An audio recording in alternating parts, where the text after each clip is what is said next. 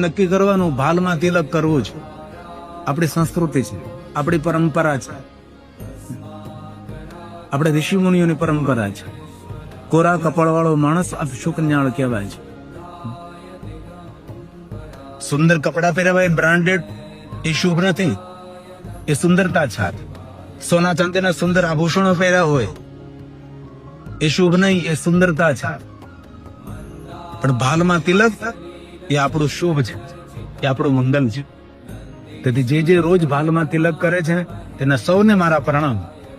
પણ જેને પોતાના કપાળમાં તિલક કરવાની આદત નથી, એ આ કથામાંથી પ્રેરણા લઈને આવતીકાલથી ભસ્મનો, કંકુનો, ચંદન ચાંદલો તિલકનું બહુ મહાત્મ્ય છે.